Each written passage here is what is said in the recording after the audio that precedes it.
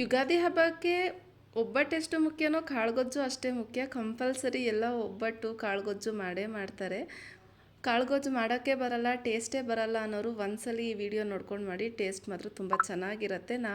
ನಮ್ಮ ಮನೇಲಿ ಯಾವ ರೀತಿ ಮಾಡ್ತೀನಿ ಅದನ್ನು ತೋರಿಸ್ತಿದ್ದೀನಿ. ಎಲ್ಲರಿಗೂ ನಮಸ್ಕಾರ, welcome back to mixed meal with Mahalakshmi YouTube channel.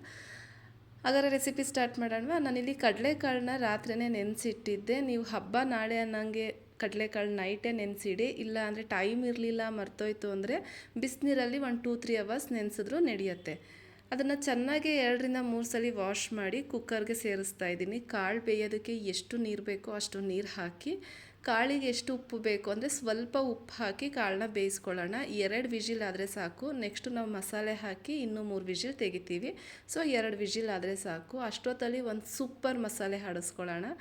ಒಂದು ಮಿಕ್ಸಿ ಜಾರ್ಗೆ ಒಂದು ಚಿಕ್ಕ ಬೌಲಷ್ಟು ತೆಂಗಿನಕಾಯಿ ತುರಿ, ಒಂದು ಚಿಕ್ಕ ಗೆಡ್ಡೆ ಅಷ್ಟು ಬೆಳ್ಳುಳ್ಳಿ, 1 ಇಂಚಷ್ಟು ಶುಂಠಿ, ಒಂದು ಚಿಕ್ಕದು ಈರುಳ್ಳಿ, 1 ಇಂಚಷ್ಟು ಚಕ್ಕೆ, ಒಂದು 4 ಲವಂಗ, ದೊಡ್ಡದು 1 ಟೊಮೆಟೊ ತೊಗೊಂಡಿದ್ದೀನಿ. ಮೀಡಿಯಮ್ ಸೈಜ್ದಾದರೆ 2 ಟೊಮೆಟೊ ತೊಗೊಬೋದು. ಸ್ವಲ್ಪ ಕೊತ್ತಂಬರಿ ಸೊಪ್ಪು ಹಾಕಿ, ನೀರು ಹಾಕಬೇಡಿ, ಯಾಕಂದರೆ ಟೊಮೆಟೊದಲ್ಲೇ ನೀರು ಬಿಟ್ಕೊಳ್ಳುತ್ತೆ. ಸೊ ಹಾಗಾಗಿ ನೀರು ಹಾಕದೆ ರುಬ್ಕೊತಾ ಇದ್ದೀನಿ.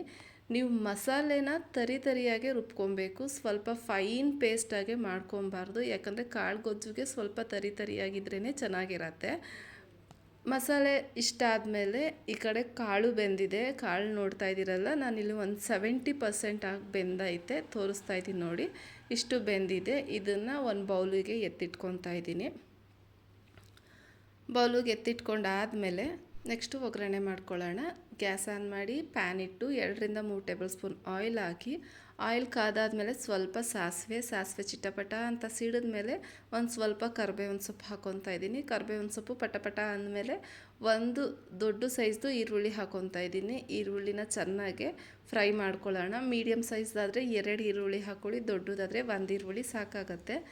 ಈರುಳ್ಳಿ ಸ್ವಲ್ಪ ಕಲರ್ ಚೇಂಜ್ ಆದಮೇಲೆ ನಾನಿಲ್ಲಿ ಆಲೂಗೆಡ್ಡೆ ಬದನೆಕಾಯಿ ಈ ಥರ ಕಟ್ ಮಾಡಿ ಹಾಕ್ಕೊತಾ ಇದ್ದೀನಿ. ಆಲೂಗೆಡ್ಡೆ ಬದನೆಕಾಯಿ ಹಾಕಿದ್ರೇ ಈ ಕಾಳುಗೊಜ್ಜು ತುಂಬ ಟೇಸ್ಟಿಯಾಗಿರೋದು. ಆಲೂಗೆಡ್ಡೆ ಬದನೆಕಾಯಿ ನಮ್ಗೆ ಅಲರ್ಜಿ ಅಪ್ಪ, ನಾವು ತಿನ್ನಲ್ಲ ಅನ್ನೋರು ಬಾಳೆಕಾಯಲ್ಲಿ ಹಾಕ್ಕೊಂಡು ಮಾಡ್ಕೊಳ್ಳಿ, ಇನ್ನೂ ಸೂಪರಾಗಿರುತ್ತೆ, ಅಷ್ಟು ಚೆನ್ನಾಗಿರುತ್ತೆ.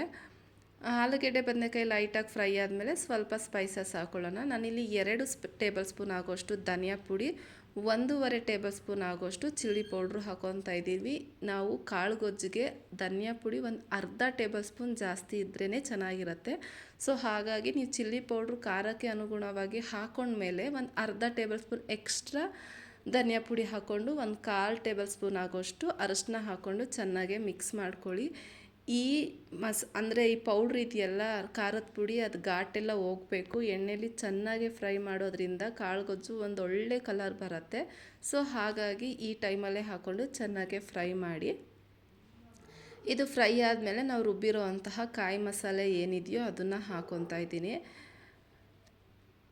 ನೆನಪಿರಲಿ, ಯಾವಾಗಲೂ ನಾವು ಕಾಳುಗೊಜ್ಜಿಗೆ ಮಸಾಲೆ ಸ್ವಲ್ಪ ತರಿಯಾಗಿದ್ರೇ ಚೆನ್ನಾಗಿರತ್ತೆ.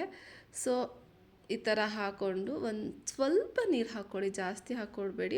2 ಟೇಬಲ್ ಸ್ಪೂನ್ ಆಗೋಷ್ಟು ನೀರು ಹಾಕ್ಕೊಳ್ಳಿ, ಯಾಕಂದರೆ ಮಸಾಲೆನ ಚೆನ್ನಾಗಿ ಫ್ರೈ ಮಾಡ್ಕೊಳ್ಬೇಕು, ಇಲ್ಲಾಂದರೆ ತಳ ಅಂಟೋ ಚಾನ್ಸಸ್ ಇರುತ್ತೆ. ಸೊ ಹಾಗಾಗಿ ಮಸಾಲೆ ಚೆನ್ನಾಗಿ ಫ್ರೈ ಆಗ್ತಾಯಿದೆ, ಘಮ ಘಮ ಅಂತ ಸ್ಮೆಲ್ ಬರ್ತಾಯಿದೆ, ಸುತ್ತ ಎಣ್ಣೆನೂ ಬಿಟ್ಟಿದೆ. ಈ ಟೈಮಲ್ಲಿ ನಾವು ಕಡಲೆಕಾಳು ಏನು ಬೇಯಿಸಿರ್ತೀವೋ ಅದ್ರ ನೀರು ಸಮೇತ ಹಾಕ್ಕೊಬೇಕು. ಅದಕ್ಕೆ ಹೇಳಿದ್ದು ಸ್ವಲ್ಪ ನೀರು ಹಾಕ್ಕೊಂಡು ಕಡಲೆಕಾಳು ಬೇಯಿಸ್ಕೊಳ್ಳಿ ಅಂತ. ನೀವು ಜಾಸ್ತಿ ನೀರು ಹಾಕ್ಕೊಂಡು ಬೇಯಿಸ್ಕೊಂಡ್ರೆ ಸಾಂಬಾರು ಎಲ್ಲ ನೀರು ಹಾಕಬೇಕಾಗತ್ತೆ.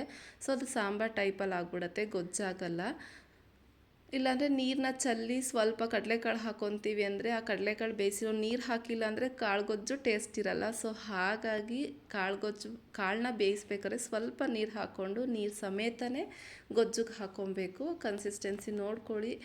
ಸ್ವಲ್ಪ ನೀರು ಹಾಕಿ ಇವಾಗ ನಾವು ಕಾಳು ಬೇಯಿಸ್ಬೇಕಾದ್ರೂ ಉಪ್ಪು ಹಾಕಿರ್ತೀವಿ. ಟೇಸ್ಟ್ ಮಾಡಿ ಎಷ್ಟು ಬೇಕೋ ಅಷ್ಟು ರುಚಿಗೆ ತಕ್ಕಷ್ಟು ಉಪ್ಪು ಹಾಕ್ಕೊಳ್ಳಿ. ಹಾಕಾದ್ಮೇಲೆ ಒಂದು ಸ್ವಲ್ಪ ನೀರು ಹಾಕಿದ್ದೀನಿ, ನೋಡ್ತಾ ಇದ್ರಲ್ಲ ಈ ಕನ್ಸಿಸ್ಟೆನ್ಸಿಲಿ ಮಾಡ್ಕೊಂಡಿದ್ದೀನಿ. ಇಷ್ಟಾದರೆ ಸಾಕಾಗತ್ತೆ. ಇವಾಗ ಲಿಡ್ನ ಕ್ಲೋಸ್ ಮಾಡಿ 3 ವಿಷಲ್ ತೆಗಿತೀನಿ. ಫಸ್ಟು ನಾವು ಕಡಲೆಕಾಳು ಬೇಯಿಸ್ಬೇಕಾದ್ರೆ 2 ವಿಷಲ್ ಹಾಕಿಸ್ಕೊಂಡಿದ್ವಿ, ಇವಾಗ 3 ವಿಷಲ್ ಬರೆಸ್ಕೊತಾ ಇದ್ದೀವಿ. 3 ವಿಷಲ್ ಆಗಿ ಕಂಪ್ಲೀಟ್ಲಿ ತಣ್ಣಗಾದ್ಮೇಲೆ ತೋರಿಸ್ತಾ ಇದ್ದೀನಿ. ನೋಡ್ತಾ ಇರ್ಬೋದು ನೀವು ಎಷ್ಟು ಚೆನ್ನಾಗಾಗಿತ್ತು, ಎಷ್ಟು ಟೇಸ್ಟಾಗಿತ್ತು ಅಂದರೆ ಒಂದ್ಸಲ ನೀವು ಯುಗಾದಿ ಹಬ್ಬಕ್ಕೆ ಟ್ರೈ ಮಾಡಲೇಬೇಕು. ನಾವು ಹೇಳಿರೋದ್ ಪ್ರಕಾರ ಮಾಡಿದ್ರೆ ಕಾಳುಗೊಜ್ಜು ಹಾಳಾಗೋ ಚಾನ್ಸೇ ಇಲ್ಲ, ಅಷ್ಟು ಟೇಸ್ಟಿಯಾಗಿರತ್ತೆ. ಇಲ್ಲಿ ನೋಡ್ತಾ ಇದ್ದೀರಲ್ಲ ಎಷ್ಟು ಚೆನ್ನಾಗಾಗಿದೆ. ಇವಾಗ ಲಾಸ್ಟಲ್ಲಿ ಒಂದು ಅರ್ಧ ಕಪ್ ಆಗೋಷ್ಟು ತೆಂಗಿನಕಾಯಿ ತುರಿ ಹಾಕೊತಾ ಇದ್ದೀನಿ. ಈ ತೆಂಗಿನಕಾಯಿ ಲಾಸ್ಟಲ್ಲಿ ಹಾಕ್ಕೊಂಡ್ರೇ ಟೇಸ್ಟು. ಮತ್ತು ಇದು ತೆಂಗಿನಕಾಯಿ ಹಾಕಿದ ತಕ್ಷಣ ಗ್ಯಾಸ್ ಆಫ್ ಮಾಡಬಾರ್ದು. ಮೀಡಿಯಮ್ ಫ್ಲೇಮಲ್ಲಿ, ಲೋ ಟು ಮೀಡಿಯಮ್ ಫ್ಲೇಮಲ್ಲಿ ಇಟ್ಟು ಒಂದು 5 ನಿಮಿಷ ಬೇಯಿಸ್ಕೊಬೇಕು. ಯಾಕಂದರೆ ಈಗ ಸಮ್ಮರ್ ಆಗಿರೋದ್ರಿಂದ, ಕಾಯಿ ಹಾಕಿರೋದ್ರಿಂದ ಬೇಗ ಕೆಟ್ಟೋಗೋ ಚಾನ್ಸಸ್ ಇರುತ್ತೆ. ಸೊ ಹಾಗಾಗಿ ಒಂದು 5 ನಿಮಿಷ ಚೆನ್ನಾಗಿ ಕುದಿಸ್ಕೊಂಡ್ರೆ ಸೂಪರ್ ಡೂಪರ್ ಆಗಿರೋಂತಹ ಕಾಳುಗೊಜ್ಜು ರೆಡಿ ಆಗುತ್ತೆ. ಐ ಹೋಪ್ ಈ ವಿಡಿಯೋ ಇಷ್ಟ ಆಗಿದೆ ಅಂದ್ಕೊತೀನಿ. ಇಷ್ಟ ಆಗಿದೆ ದಯವಿಟ್ಟು ಲೈಕ್ ಮಾಡಿ, ಶೇರ್ ಮಾಡಿ, ಕಮೆಂಟ್ ಮಾಡಿ. ಸಬ್ಸ್ಕ್ರೈಬ್ ಆಗಿಲ್ಲ ಅಂದರೆ ಪ್ಲೀಸ್ ನನ್ನ ಚಾನಲ್ನ ಸಬ್ಸ್ಕ್ರೈಬ್ ಮಾಡಿಕೊಂಡು ಹೊಸಬ್ರಿಗೆ ಸಪೋರ್ಟ್ ಮಾಡಿ ಅಂತ ಕೇಳ್ಕೊತಾ ಇದ್ದೀನಿ. ಇದೇ ಥರ ಸಿಂಪಲ್ ಆ್ಯಂಡ್ ಟೇಸ್ಟಿ ರೆಸಿಪಿಗಾಗಿ ನಮ್ಮ ಚಾನಲ್ನ ಮಿಸ್ ಮಾಡದೆ ವಾಚ್ ಮಾಡ್ತಾಯಿರಿ. Thank you for watching. Keep supporting. ಇದೇ ಥರ ಸಿಂಪಲ್ ರೆಸಿಪಿಯೊಂದಿಗೆ ಸಿಗ್ತೀನಿ. ಬಾಯ್.